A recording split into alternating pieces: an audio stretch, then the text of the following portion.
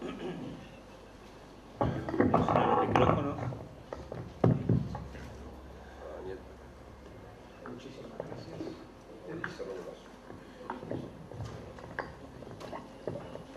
Bueno, buenos días, gracias por venir. Estamos en el cuarto Congreso Nacional e Internacional que organiza FOPEA. Para los que no estuvieron más temprano, les recordamos que este congreso se centra en autocriticarnos y en recibir las críticas de distintos sectores de la sociedad para con nosotros y con nuestro trabajo fundamentalmente. Esta es la mesa Periodismo, Noticias y Cobertura sobre Economía y Negocios. Vamos a debatir con Jaime Campos, que es director ejecutivo, es así el cargo, de la Asociación de Empresarios Argentinos. Sigue Santiago Rossi, que es de la consultora Ipsos, y a mi lado está Daniel Muchnik, periodista especializado de larga trayectoria, que creo que nos va a contar un poco la historia de los enfoques que ha tenido esta especialización del periodismo, ¿no? Bien, y entonces vamos a ir comenzando con Jaime Campos, que bueno, espero que nos pueda criticar, Jaime.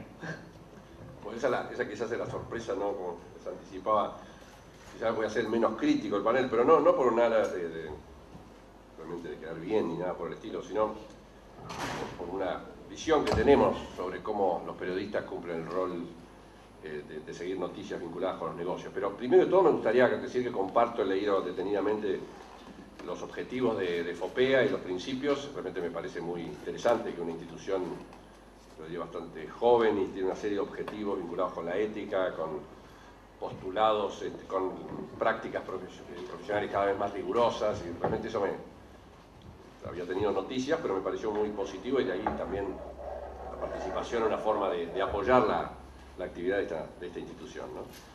En cuanto a la asociación, permítanme simplemente decir, yo represento una asociación empresaria que está compuesta por un grupo de muy importantes empresarios argentinos y algunos representantes de empresas extranjeras, de múltiples sectores, con lo cual no es una asociación que defiende intereses sectoriales, sino que sí hace una defensa, si se quiere, o más que una defensa, pretende impulsar las ideas que tienen que ver con la importancia que tienen las empresas, y las empresas privadas en particular, en el desarrollo económico y social. Es decir, nosotros creemos que las empresas son un agente fundamental, no único, ni por supuesto, ni que deja fuera a otros actores, pero que es un actor central en la generación de riqueza, en la generación de empleo en una sociedad, y nos parece que es muy importante que esto se dé a conocer fuertemente.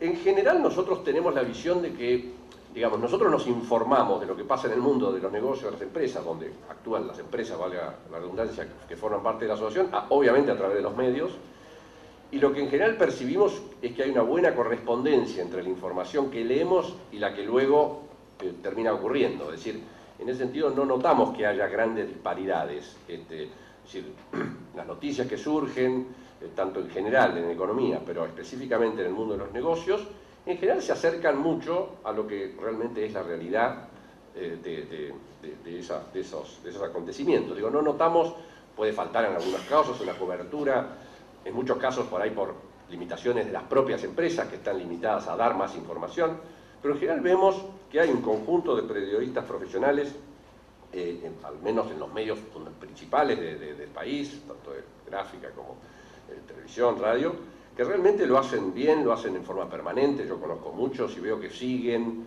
permanentemente los temas, y la verdad que cuando uno tiene que hacer un trabajo, lo que hace al final es buscar el archivo, y el archivo está compuesto por lo que hicieron los medios, ¿no es cierto?, más alguna cosa más. En ese sentido es que quizás no tengo así una visión excesivamente crítica. Al contrario, me parece, inclusive, nos tomamos el trabajo de ver cómo se trabajaba el tema de las empresas, y los últimos años veo que al menos los principales medios de la Argentina usan cada vez más la palabra negocios en forma positiva, lo que puede parecer una cosa muy tonta, pero yo que tengo algunos añitos, la palabra negocios en Argentina siempre estuvo rodeada. La palabra negocios tiene no mala prensa, tiene tiene una connotación negativa. El negocio viene con algo raro, está asociado a negociado, a cosas no limpias, ¿no? Yo siempre estuve en Estados Unidos, y en Estados Unidos hay una famosa frase que dice que el business of America is business, ¿no?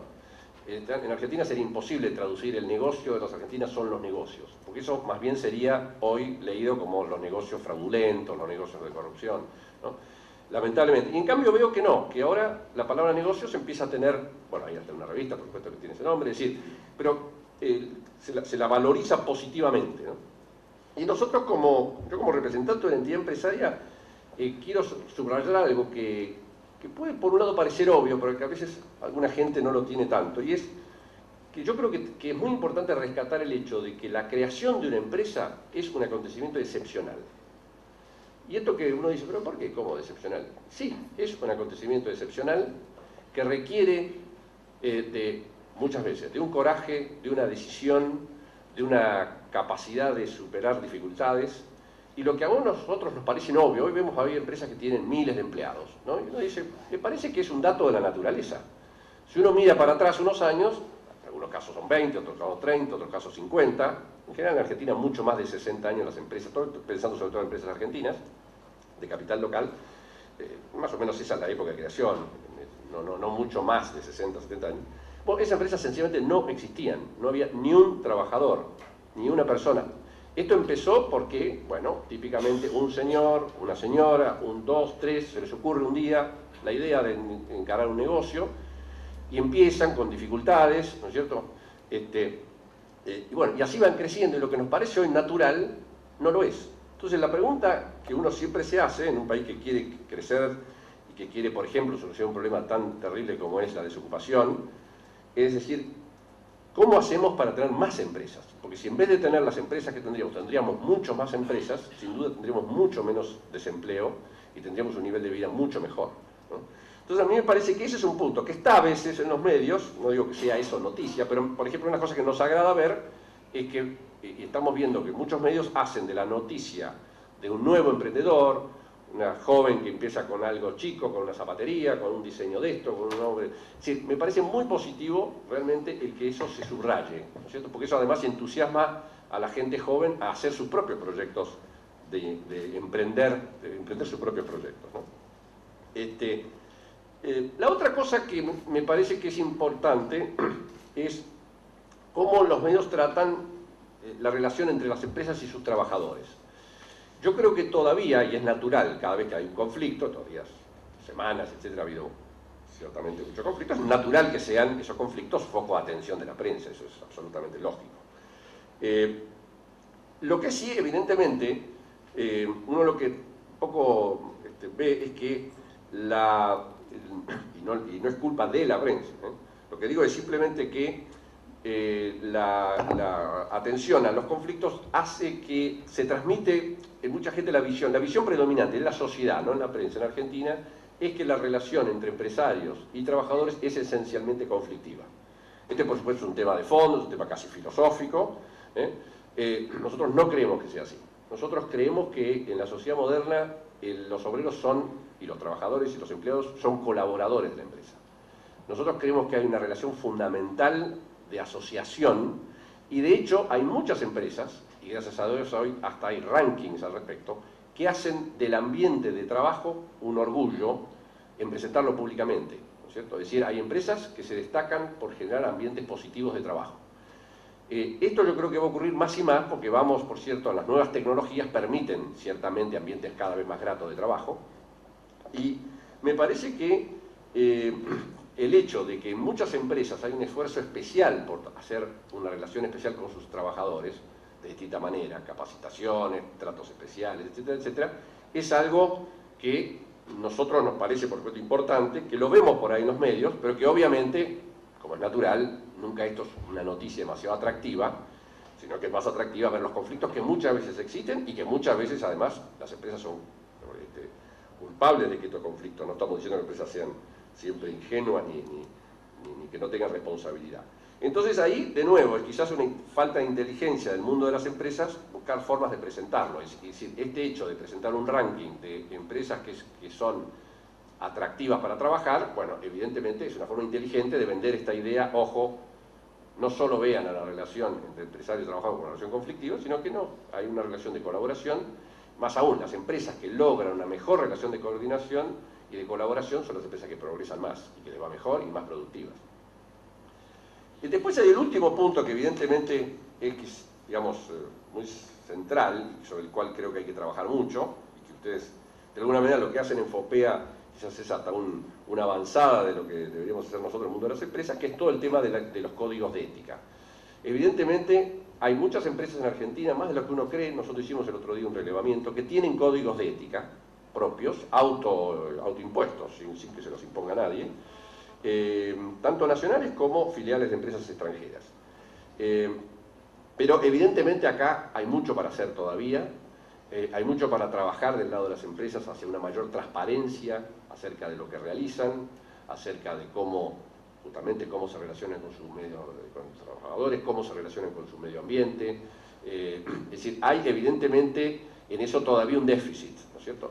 Estamos viendo sí un cambio positivo, hay muchas empresas, perdón, no hay muchas, hay algunas empresas que están haciendo informes de responsabilidad social empresaria bastante detallados, donde se comprometen ya año a año a demostrar cómo avanzan en ciertos aspectos muy específicos de la relación social empresaria. Y entre otras cosas, este tema del código de ética está también incursionando, tiene que ver con la forma en que transmiten la información, la forma en que se relacionan con los medios, específicamente con los periodistas, el tipo de relación con los periodistas para que sea una relación lo más transparente y abierta posible, ¿cierto? Pero evidentemente en esto creo que todavía es mucho lo que podemos trabajar, quizás hasta de forma crecientemente conjunta, y por eso que me parecía que muy interesante realmente que bueno, una institución como FOPEA emprendiera este tipo de iniciativas, ¿no? Así que esas eran mis palabras iniciales y después, bueno, si hay preguntas, encantado. Bien, muchas gracias Jaime Campos. Seguimos entonces con Santiago. ¿Cómo quieres? No, sí, ese es un cierre periodístico, ¿te parece? Santiago Rossi, de la consultora Ipsos, que nos va a decir dónde estamos parados, ¿no? Todo eso. Hablando de eso, me voy a parar para representar. Bueno, gracias a FOPEA por la invitación. Doblemente gracias, porque vengo del periodismo, es una cuestión circunstancial que estoy en el área de la investigación a cargo de la dirección ejecutiva de Ipsos Mori Araujo. Estoy formado en el periodismo y trabajé un tiempo como periodista y después más vinculado a la consultoría en comunicación, principalmente política. Cuando Fernando Ruiz me pidió que viéramos la posibilidad de medir, nos pareció atinado, sobre todo después del tratamiento, y seguramente se ha tocado en el día de hoy, en el tratamiento de la nueva ley de medios y cómo estaban vistos los periodistas y cuál era el rol social de los periodistas. Así que esta presentación que vamos a hacer ahora es de un estudio exclusivo que hicimos para FOPEA dentro de un estudio grande que hacemos en Ipsos, una ABUS, un estudio de 1.200 casos a nivel nacional, para tener algún elemento de análisis de cómo la opinión pública percibe aspectos que están vinculados con la comunicación y con los periodistas. Solamente para tener referencia, esto se hizo entre el 17 y el 28 de octubre, el universo hombres y mujeres mayores de 18 años, las ciudades más importantes, bueno, algunas de las más importantes del país, 1.200 casos. Después vamos a ver algunas cuestiones que tienen que ver con la composición. La primera pregunta estaba relacionada sobre la responsabilidad social propiamente dicha, tanto de los periodistas como los medios. Y la pregunta era, ¿en qué medida cree usted que los periodistas argentinos / medios argentinos cumplen con su responsabilidad social? Los periodistas, si juntamos tanto, mucho y algo, el 72%. Antes que nada, y cometo el error, la visión es favorable hacia el periodismo, hacia los periodistas, y vamos después a sacar, si quieren, algunas conclusiones. Los medios periodísticos, el 61%. Ahí hay un dato que tiene que ver, que son los disparadores, que esto aumenta en el interior. Quizás también la visión que tienen los medios del interior en lo que es la construcción de agenda, en lo que es cómo influye el diario local, la radio local, hace que, a diferencia de las otras ciudades, sea mucho más marcado. La cercanía de los periodistas con los ciudadanos y con el poder. Y acá la respuesta quizás tiene doble lectura. ¿Usted cree que los periodistas están más cerca de los ciudadanos o más cerca del poder?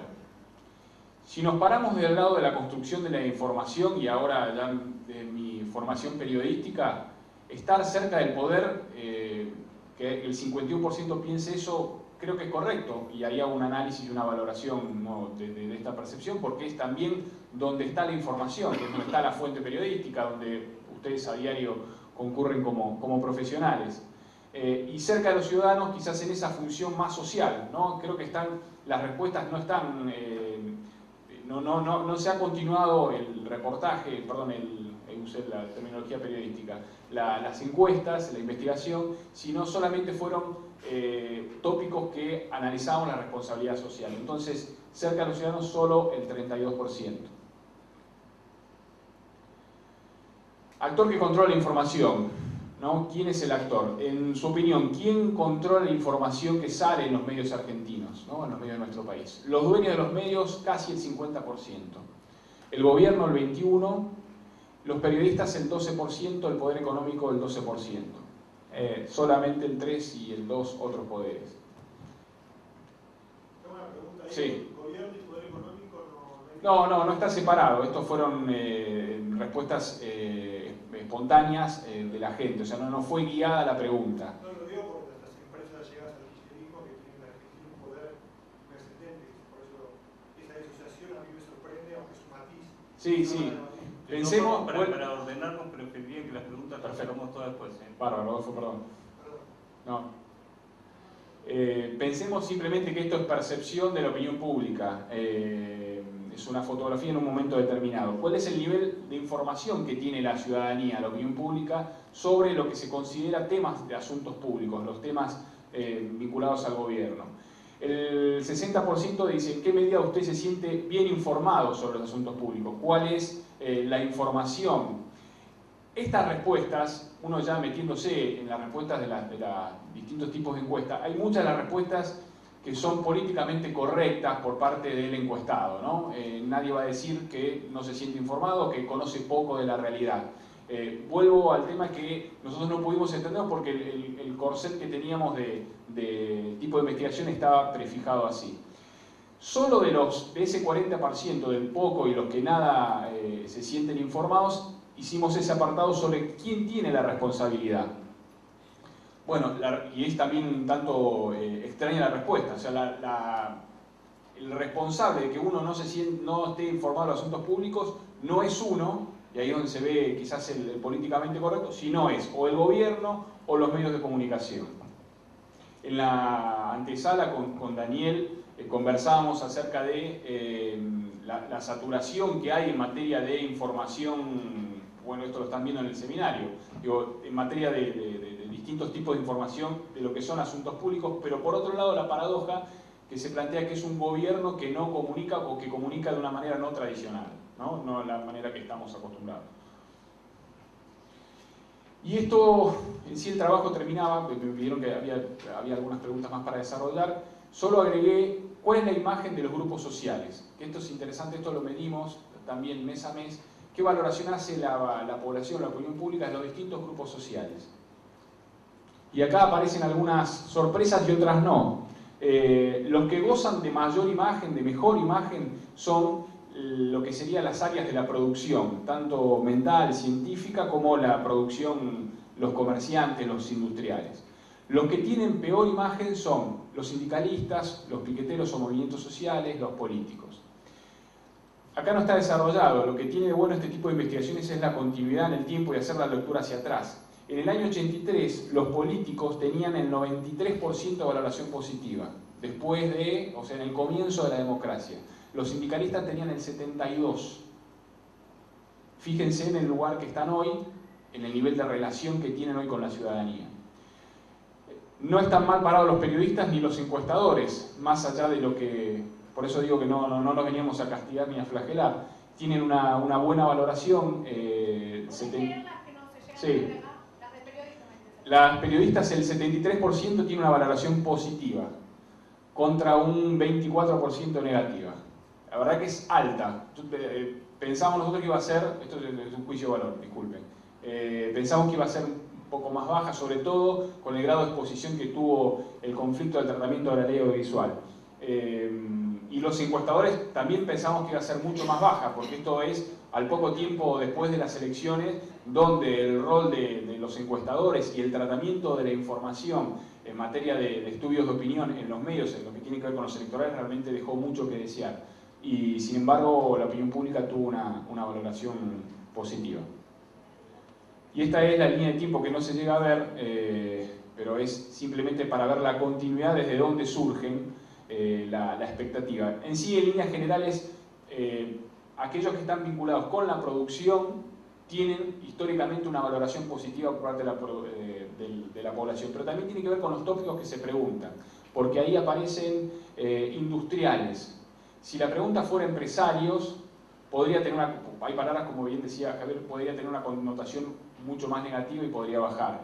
Si en vez de piqueteros fueran movimientos sociales, en algunos sectores del interior del país podrían tener una valoración más positiva. Pero ese era el tópico que habíamos planeado.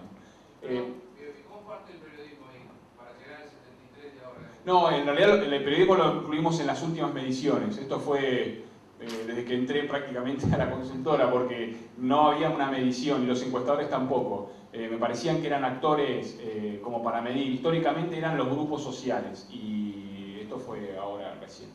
Bueno, le dejamos paso a Daniel. Digo, en todo caso, después si quieren hacemos mejor hacer un ida y vuelta de preguntas. Muchas gracias. ¿Podemos volver al slide anterior? Así copiamos un par de cifras más.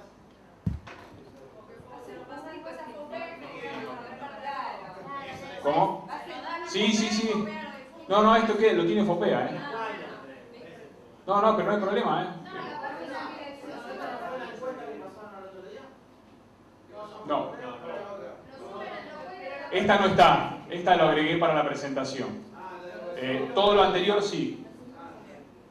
Va a estar subido, me informa Mónica que va a estar subido en el sitio. Esta misma noche van a poder hablan bien de nosotros, tenemos que aprovechar. Por supuesto. Muchas gracias. Bueno, muchas gracias, Santiago. Bueno, continuamos con Daniel Mulchnik, que no hace falta presentar.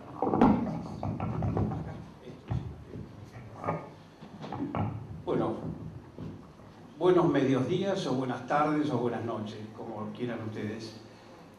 Yo soy miembro de FOPEA, pero ahora voy a hablar a título personal. No quiero mezclar a FOPEA en toda mi participación. Tengo 40 y pico de años de oficio. Empecé siendo un bebé de pecho y casi el 95% de ese tiempo lo dediqué al periodismo de temas económicos. Es decir, todo lo que tengo, todo lo que he viajado, todas las posibilidades que me ha brindado la vida, se la debo a mi oficio, exclusivamente a mi oficio, cosa que no ocurre con otros colegas. Cuando inicié mis trabajos en el oficio, en la segunda mitad de la década del 60, el periodismo económico era muy mecánico. Quiere decir lo siguiente: el tipo acreditado en tal ministerio o en tal secretaría sacaba de un fichero que decía Clarín o El Mundo, lo que fuera, un comunicado elaborado en la oficina de prensa de ese ministerio o de esa secretaría y le enviaba al diario. Es decir, lo que se publicaba era información pública, la información que quería el ministerio, y no había valor agregado, no había una consideración ni había un tratamiento de esa información económica. La información económica se divulgaba a través de canales genuinos, muy valorados, que eran los medios especializados. Por ejemplo, existía un señor llamado Katz, que no era pariente de Ignacio, que nos precedió en esta mesa, llamado el Gordo Katz, que escribía una publicación llamada Economic Survey, que salía semanalmente, estupendo trabajo que llegaba al mundo empresario y que algunos periodistas podíamos acceder a este medio. estaba el semanario El Economista, estaba el diario El Cronista Comercial, y pare de contar. Los otros diarios lo que hacían era PAC, lisa y llanamente, me estoy refiriendo a la década del 50 y primeros años de la década del 60. Y los diarios publicaban esa información que quería el ministro publicar. Por supuesto que había excepciones. Naturalmente que los diarios con tradición política, por ejemplo, léase Diario de la Nación, una tribuna de doctrina, o Diario Clarín, embarcado en un posicionamiento y una visión de la realidad del país, le daban algunos matices ideológicos a la información, nada más. La revolución se da en la segunda mitad de los 60. Los 60 han sido años muy pródigos para el país, han sido años muy creativos, y se lo debemos especialmente a algunos periodistas osados como Jacobo Timerman, quien en la segunda mitad de los 60 crea el semanario Primera Plana, luego el semanario Confirmado, yo ingreso en Panorama, primero mensual, luego transformado en semanal, pero van ingresando al oficio gente salida de las universidades. ¿Por qué? Porque el público argentino comienza a exigir más. El público argentino ha salido de crisis realmente fenomenales, como fue, por ejemplo, la crisis del 62, donde un ministro de Economía como Álvaro Alzogaray tuvo que pagar salarios a través de un empréstito, porque realmente el país estaba fundido. Si la gente necesitó conocer y saber cómo era el proceso económico. Precisamente, Primera Plana, Confirmado, Panorama, le dan al lector un valor agregado que es sustancial para entender el proceso económico. Quiero decirles que el proceso económico no es como lo plantean algunos economistas. El proceso económico se puede explicar de la manera más didáctica posible, de la manera más casera.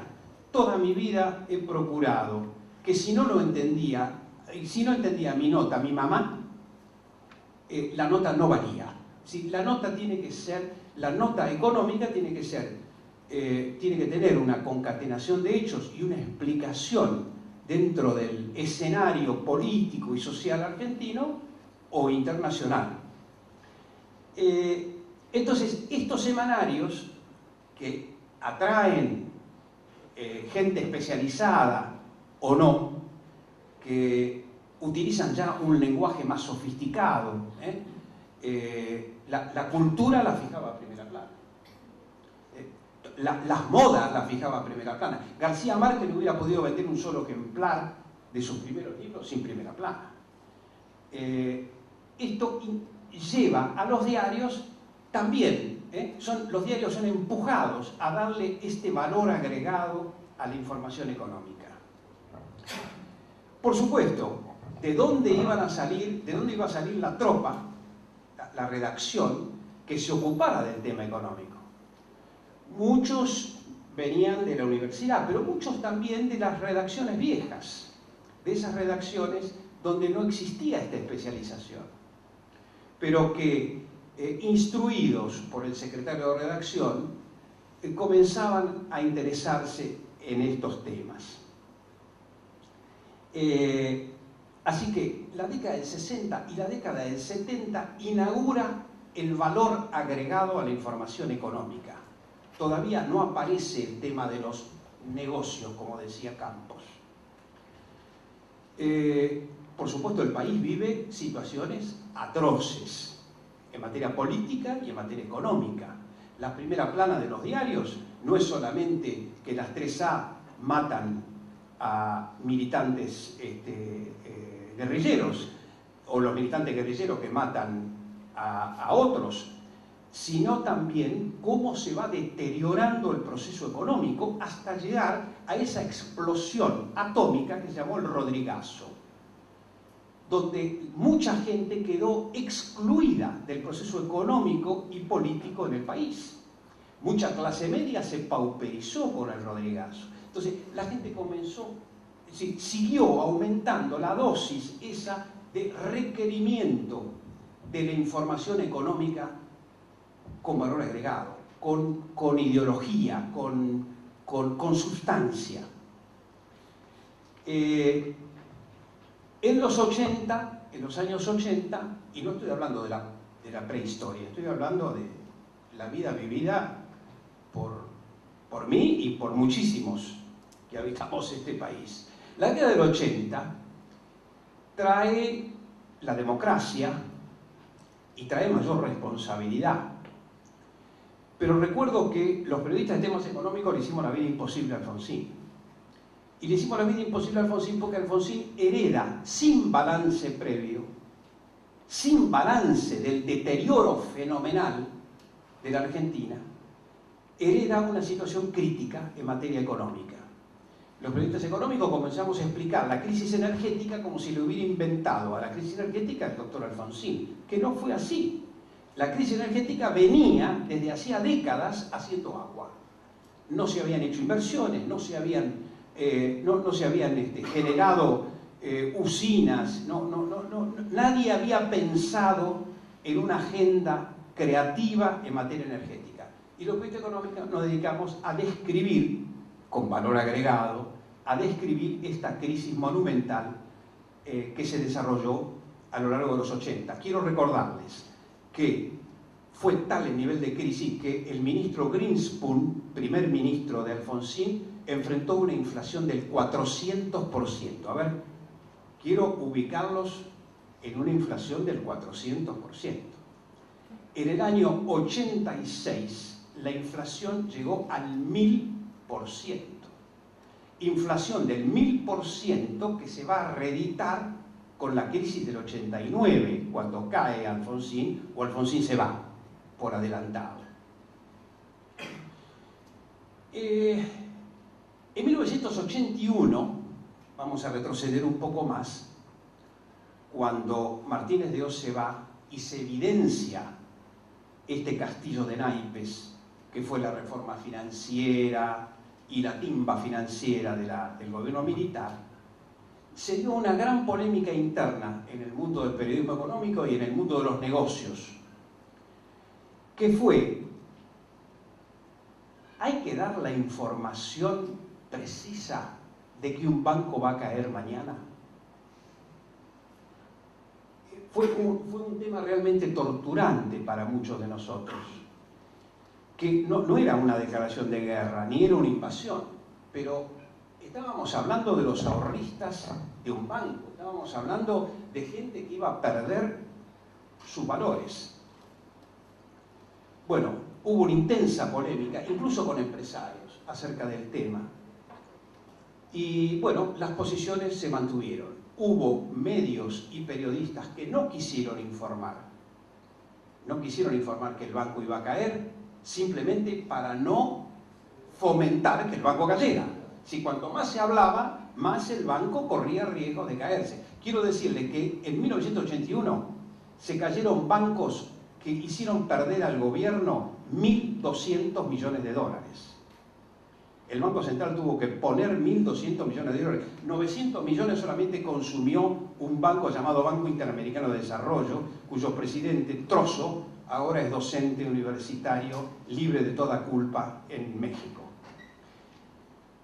Otro tema muy tratado en la década del 80 era el prejuicio que muchos periodistas teníamos del mundo empresario. Y el mundo empresario tenía prejuicio con los periodistas. Sí, todo esto alimentaba una discordia y alimentaba una falta de diálogo intensa entre periodistas y empresarios. Tal vez este prejuicio antiempresario derivaba del entusiasmo en la década del 60 y del 70 por las ideologías de izquierda. Este prejuicio anticapitalista subsiste. Es un país con un arraigado concepto anticapitalista. Más allá de si ahora las encuestas dicen que los empresarios y los comerciantes tienen buena imagen. El periodismo de negocios, que es otra corriente nueva dentro del periodismo económico, comienza con la década de los 90. Comienza con el Viva la Pepa, comienza con la irrealidad y la burbuja. En la década de los 90, con el presidente Menem y con la convertibilidad, donde la sociedad compra que un peso es igual a un dólar y que pertenecemos al primer mundo y que los cohetes van a salir de Salta y van a llegar en media hora a Japón, esa sociedad que compra eso también quiere la frivolidad y la sofisticación informativa. Surge el periodismo de negocios. Bueno, bien, se trata de desarrollar la mayor cantidad posible de medios de comunicación que traten las actividades sectoriales. Hay medios de comunicación muy serios y hay medios de comunicación muy frívolos. Ese periodismo de negocios nada tiene que ver con el periodismo de temas económicos, si bien forman parte de un mismo universo, son la misma familia, primos lejanos. Lo cierto es que este periodismo de negocios, que trata de seguir la corriente de los grandes medios internacionales como Fortune o Business Week o tantos otros que tratan específicamente el mundo de los negocios, satisfacen a muchos empresarios.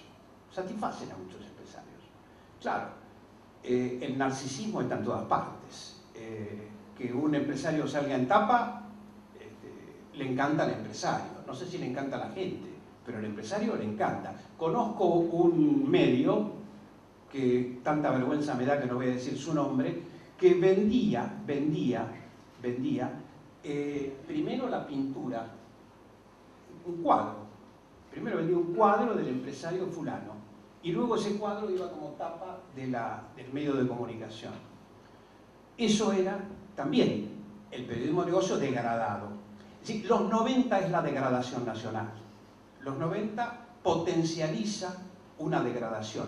Muchos empresarios sacan un jugo realmente fenomenal de la década de los 90. Muchos empresarios, multiplican sus activos, mejoran su posicionamiento, por lo menos en la primera mitad de los 90, cuando pueden asociarse con empresas extranjeras.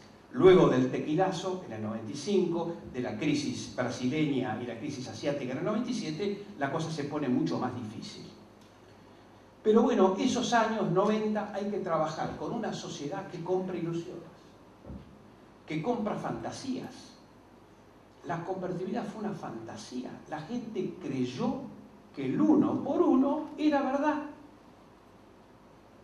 A tal punto que el sector progresista, entre comillas, que va a lidiar con el justicialismo en el 98, mantiene la convertibilidad, porque dice que si no mantiene la convertibilidad, no pueden ganar una sola elección. Así fue como, estirada esa convertibilidad, más allá del tiempo lógico y científico que puede durar una convertibilidad, llegamos al 2001 a un default generalizado y de un país en quiebra. Era la segunda vez que el país salía del marco mundial. Nos escapábamos, formamos parte de otro planeta. La primera fue la guerra de las Malvinas, lo segundo fue el default. Argentina es un caso extraño, es una patología extraña, nadie la comprende. El periodismo de negocios ha subsistido, las revistas siguen subsistiendo. El periodismo de temas económicos en muchos medios ha sido sumergido y forma parte de esa sección llamada El País, donde el secretario dominante en esa sección es el de política, no el de economía. Esto también tiene mucho que ver, en este juego forman parte y juegan el partido muchos periodistas que son huevos o pichones de Neustadt. Quiero aclarar, muchos periodistas tuvieron que, canalizar su energía y optar por mejores réditos económicos a través de la generación de programas de televisión. Para hacer estos programas de televisión inventaron el hecho de hacer favores a empresarios, hacer favores a determinados sectores. Hubo periodistas que se enriquecieron. Yo tengo 2 programas de televisión. Yo no pido publicidad. Es profundamente... Sí, pedir publicidad es esclavizarse frente al empresario, es quedar en deuda frente a él. Sí, tiene que ser formar parte de un aparato comercial distinto.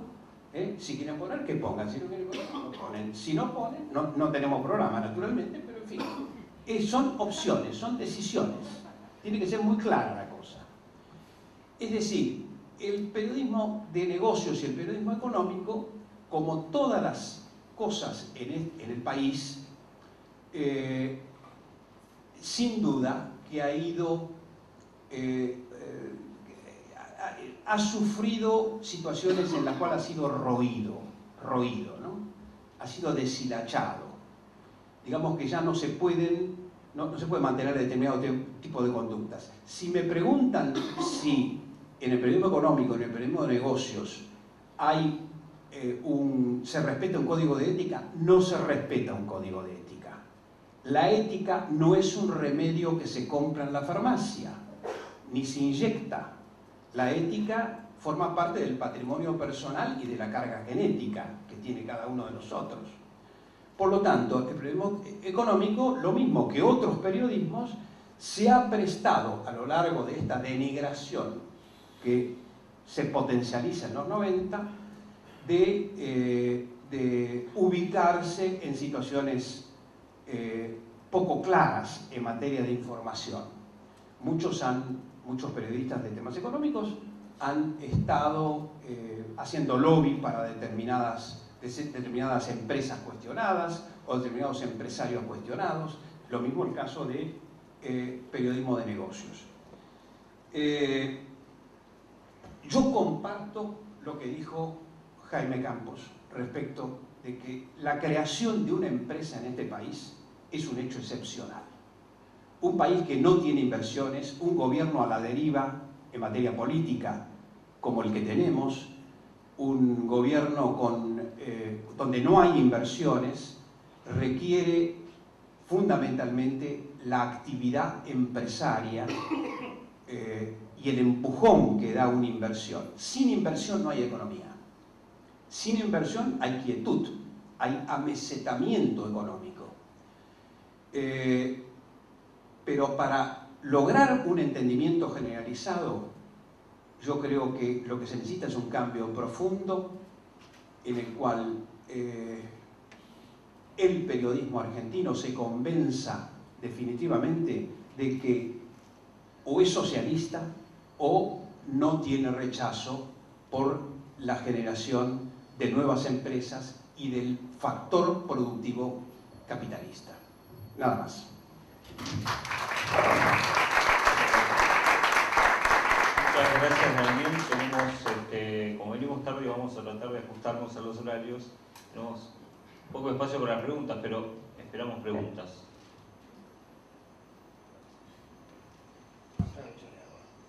Sí, Daniel, en este caso, considerando hoy la situación que se vive en el INDEC, ¿cuáles son los valores que maneja y en qué se basa y cuál es el valor de las encuestadoras, en este caso de la Universidad de Santiago, para manejar datos concretos?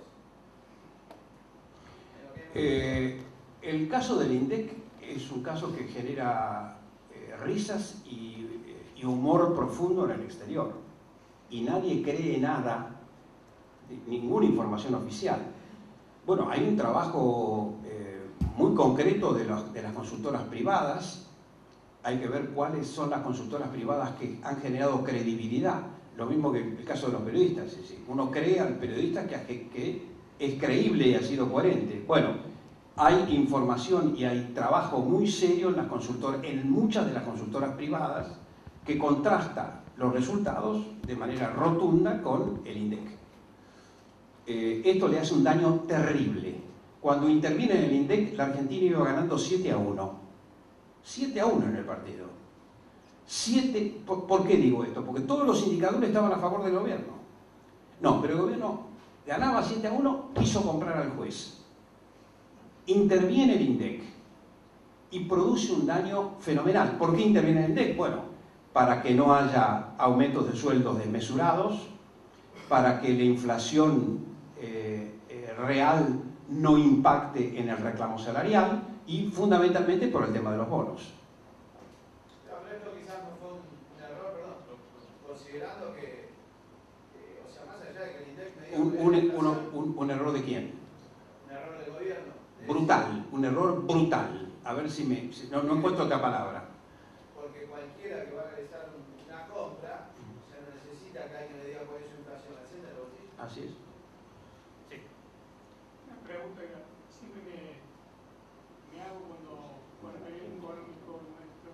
Nosotros no tenemos casos Enron o Freddie Mac porque las instituciones nos destapan, porque los periodistas no los investigamos o porque no sucede. Todo junto. Todo junto. Pero ojo que hemos tenido caso IBM, caso Skanska, caso Valija. También es un negocio, ¿no? La política es un negocio. En fin, hemos tenido varios casos y ha habido mucho trabajo periodístico al respecto, ¿no? Les recomiendo muchísimo el último libro de Alconada Amón sobre el caso de la valija, es un trabajo excepcional, excepcional. Y en fin, se hace lo que se puede. También, ojo, esto es el caso de los periodistas, no hemos hablado de los medios periodísticos. En realidad la pregunta más mejor es si veo una energía fuerte en investigar cuando está vinculado al Estado. Cuando está vinculado al Estado. Está vinculado al Estado. ¿Qué pasa con los negocios que son entes privados, que son fraudes de privados a otros privados? Esa es la pregunta.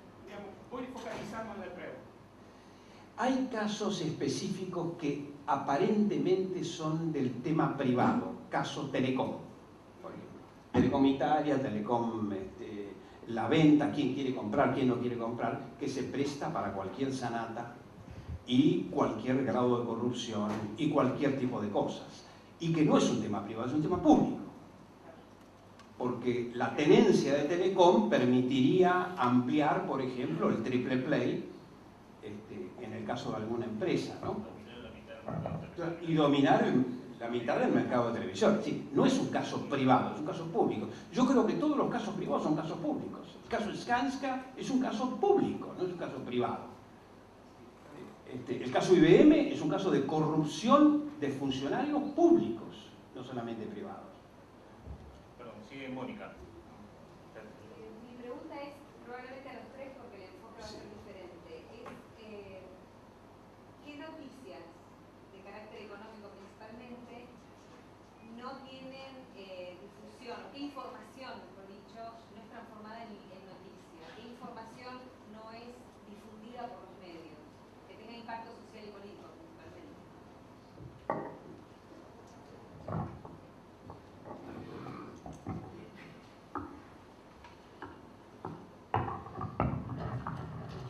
Las mediciones que no sé si lo comenté en la presentación, cuando preguntamos sobre los principales problemas del país a la opinión pública en general, sigue apareciendo la inseguridad, delincuencia, seguridad, depende de los tópicos, con el 70%.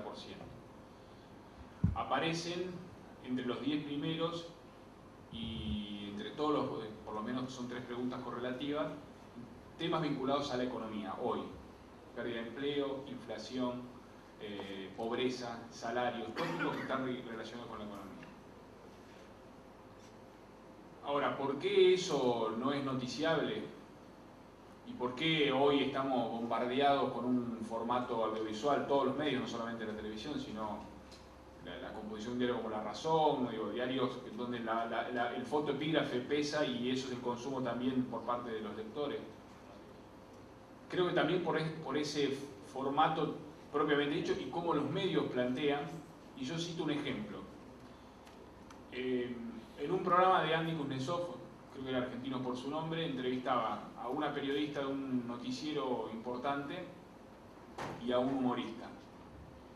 Y en ese clima generado, con esa habilidad que tiene Kuznetsov para generar clima a los entrevistados, logra que la periodista certifique que el minuto a minuto era el que regía los noticieros. Que los noticieros se hacían, digo, acá hay un colega de América, digo, que lo he visto, que tenían una construcción sobre el minuto a minuto. Ahora, no puedo, quizás Campos o Daniel, digo, desarrollar, digo, ¿por qué no son noticiables aspectos que están más vinculados a la economía? No lo sé, la gente, y tiene que ver con la relación. Una cosa es lo que te puedan plantear los medios y otra cosa, yo recién le preguntaba a Daniel, ¿por qué los indicadores económicos para el año que viene son favorables? Todos te dicen que va a ser un buen año o con expectativa. Ahora, cuando preguntas a la opinión pública, entre los 10 problemas están vinculados a la economía, al bolsillo. Entonces, digo, ahí quizás hay un agujero entre los medios y lo que percibe la gente.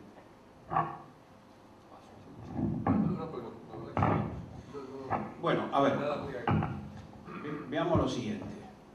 Que yo, como tomando una bebida fuera de cámara, es decir, ahí afuera, antes de entrar aquí, le comentaba acá a los amigos, que Jaime Campos viaje a Europa no es noticia.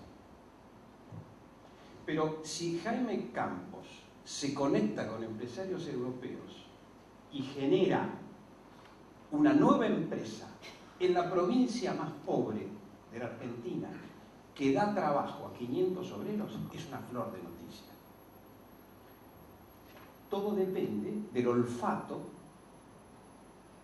periodístico, todo depende del interés o no interés, del espacio o no espacio de los medios para darle importancia.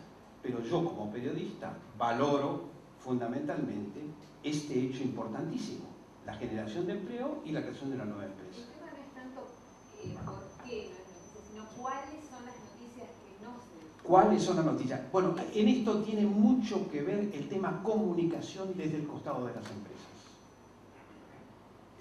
Se ha desarrollado mucho en los últimos años el asunto de tener un departamento de comunicación, y generalmente están a cargo de ex periodistas. Nosotros tenemos el caso de un querido colega, que están varios casos de queridos colegas que se han pasado al sector privado en los departamentos de comunicación, y hacen una excelente tarea. Ellos saben qué es lo que... ¿Cómo? No te quepa la menor duda, pero digo, ojo, que todo esto de la degradación ha venido con la degradación y la pauperización del oficio.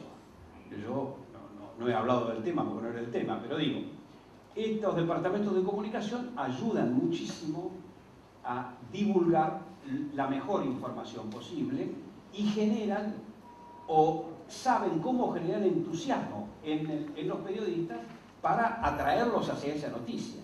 Sí, una cosa es que yo hable de la cuenca petrolífera de las Malvinas, y otra cosa muy distinta es que yo arme un viaje con 20 periodistas y demuestre que la cuenca de las Malvinas, en la cuenca de las Malvinas, tiene una potencialidad económica fenomenal.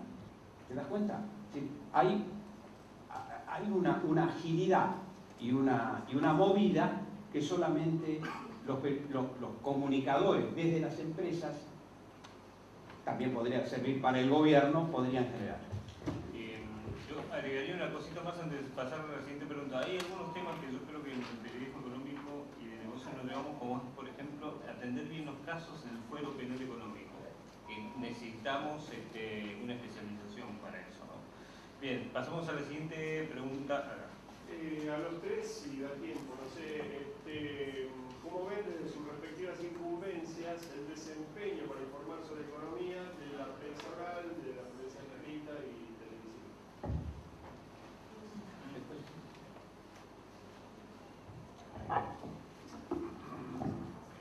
Recién lo explicaba Daniel, que es un especialista. Creo que para mí tiene que ver también con el sistema de consumo de información que tenemos, en la saturación de información que hay, y en un lenguaje muy difícil, de esa imposibilidad que es, como él planteaba, que la nota lo lea mi madre, ¿no? Bajarlo a un lenguaje llano, que no pierda la capacidad y la construcción de los datos más duros de materia económica, pero que tenga una validez en el ida y vuelta del lector o del consumidor. Yo creo que tiene que ver principalmente con eso, y haciendo un análisis, el formato quizás da mucho más para un formato de medio gráfico, y en el medio televisivo radial es más difícil por esta vorágine en la que estamos inmersos, tanto por algo hay muy pocos programas económicos, ya también hay muy pocos programas políticos en materia de difusión. Principalmente creo que tiene que ver con lo duro del tema y la imposibilidad a veces de bajarlo de un formato donde una política económica tiene que explicarse en 1 minuto y medio, 2 minutos, y tenemos 2 entrevistados en una mesa con un periodista porque el bloque tiene 8 minutos, y en el medio gráfico uno tiene la mayor posibilidad de desarrollar o de generar algún tipo de debate. Creo que el formato audiovisual, y así como se rige el minuto a minuto en la televisión, uno va a un programa de televisión o va a un dirigente, un economista, y uno espera el título, titular. Si uno no titula y no habla para el videograf, es muy difícil, y es muy difícil en 140 caracteres, estoy ahora hablando de Twitter, pero digo, lo que lleva un videograf explicar una política económica. Me parece que el formato hace también a que no haya profundidad, y si uno pueda leerlo en una columna, en el caso de Muchnik, en un diario mucho más desarrollado. Ahora a veces no pasa, perdón. Hay 2 personas más preguntando, y además si no nos apuramos nos vamos a quedar sin comida. Tenemos... sí, Si falta la respuesta acá de la... O por ahí, si quieren tomarle por ahí. Vamos, no sé. No, porque él estaba muy... Pero no estaba interesado. No, ya sé, sí, pero como aquel que estaba levantando la mano. No, a ver, yo un poco reitero lo que había dicho, es decir, a mí me parece que los periodistas, por lo menos los que yo conozco del mundo económico y de los negocios, realmente son gente que sigue mucho el tema, más bien a veces es del lado de las empresas, y eso creo que gradualmente está cambiando, como decía Daniel, a través de esta gente que está ocupada, no sé, del área de comunicación.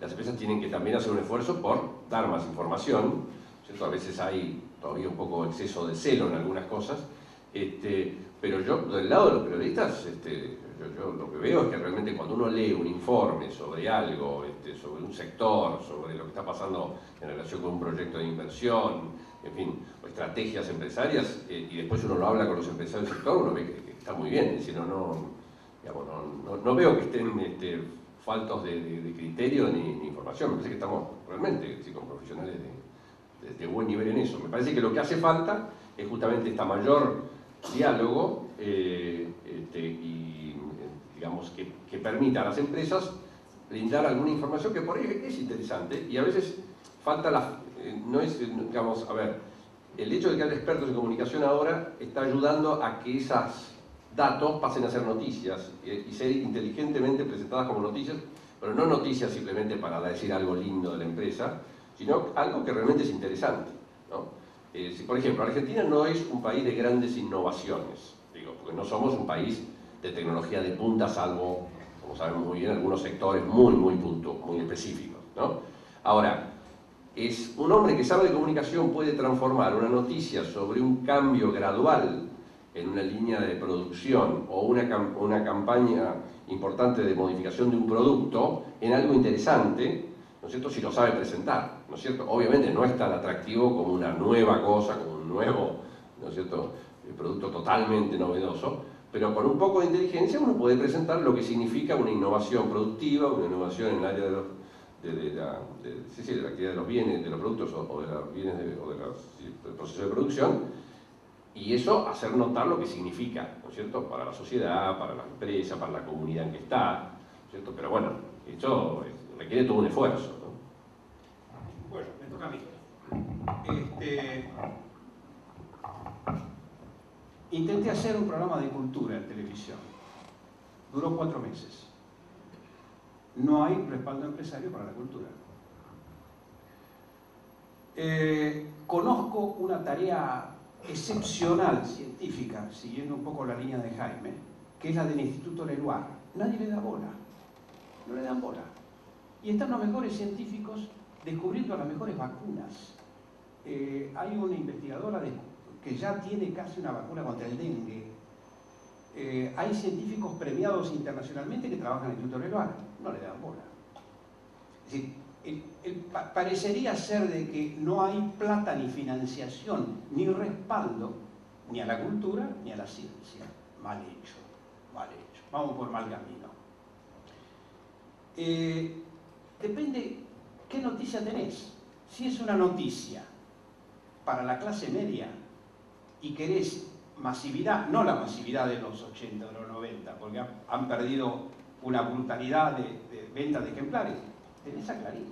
¿Vos querés vender un auto? Clarín. ¿Querés plantear un tema rural específico o urbano o ideológicamente ligado a cierta visión del país y del mundo? La Nación. Yo soy un convencido de que la imagen ayuda muchísimo. ¿Sabés por qué soy un convencido? Porque yo soy docente también. Y sé cómo prende la imagen, cómo enseña más la imagen que incluso el discurso. Si yo a mi discurso en las clases le agrego imagen, la gente sale más enriquecida. Para eso necesito televisión. Quiero un lenguaje intimista a las 2 de la mañana que me convenza de algo, la radio. Y cierta información rápida y digamos impactante, la radio. ¿Sí? Cada medio tiene su particularidad, su vida y su razón de ser. Una pregunta para Daniel. Quizá habría que hacer un plenario con la mesa de arriba de tratamiento de los temas de medio ambiente, porque lo que le voy a plantear es cómo encuadrar una noticia en el concepto de buena o muy buena, equilibrando la creación de fuentes de trabajo por un lado con el riesgo ambiental que existe en el caso concreto de las compañías mineras. Yo vengo de Bahía Blanca, donde tenemos una relación bastante conflictiva con lo que es el pueblo petroquímico, que es el más grande del país, que genera muchísimas fuentes de trabajo, pero tiene inconvenientes de tipo ambiental recurrentes que generan tensiones, ¿no? Es obvio entre la prensa. No conozco periodistas especializados en el tema ambiental. Hay que formarlos, y urgentemente. Pero fíjate vos qué desastre, ¿no? Durante los últimos 3 años vivimos pendientes del conflicto con Uruguay. Incluso hubo un clima prebélico con Uruguay, por el tema de los puentes, ¿no? Pero a nadie se le atrevió plantear la vergüenza que tenemos que tener los argentinos frente al riachuelo, donde no solamente es el tema del riachuelo y sus características, sino que son 5,5 millones de argentinos ligados a la cuenca Riachuelo-Matanza, que se están intoxicando. No tiene prensa el medio ambiente, como no tiene prensa la Corte Suprema, que ha obligado a las empresas a actuar de determinada manera y le ha impuesto multas a los intendentes para que actúen de una vez por todas con el tema Riachuelo. No le dan bola. Es decir, hasta cierto punto va a faltar tiempo para que el medio ambiente sea una cosa realmente muy vigente y muy impactante en los medios de comunicación y entre los comunicadores. Para Daniel, una consulta. ¿Cuál es la idea que cree que sobrevuela hoy por hoy en los medios de comunicación cuando se habla de economía? En los 90 por ahí uno veía que los indicadores o el riesgo país era como la vedette de cualquiera que al decirlo ya estaba haciendo el periodismo económico. ¿Cuál cree que es la idea de economía, el concepto de economía que está en los medios? El único tema preocupante aquí, más que lo específicamente económico, porque si quieren saber cómo van los bonos, compren el Cronista Comercial. Sí, a mí realmente cómo van los bonos para mí no hace a la economía del país, pero sí hace a la economía del país los grados brutales de miseria y de pauperización en el país y de pobreza. Y la falta de resolución frente a este tema. Yo creo que el tema social en estos momentos es mucho más importante y requiere un perfeccionamiento de los periodistas de temas económicos muy específico. Tenemos que indagar, proponer, cuestionar, trabajar en torno a este asunto. Con un aplauso vamos a pedirle disculpas a los panelistas por haber empezado tan tarde y agradecerles el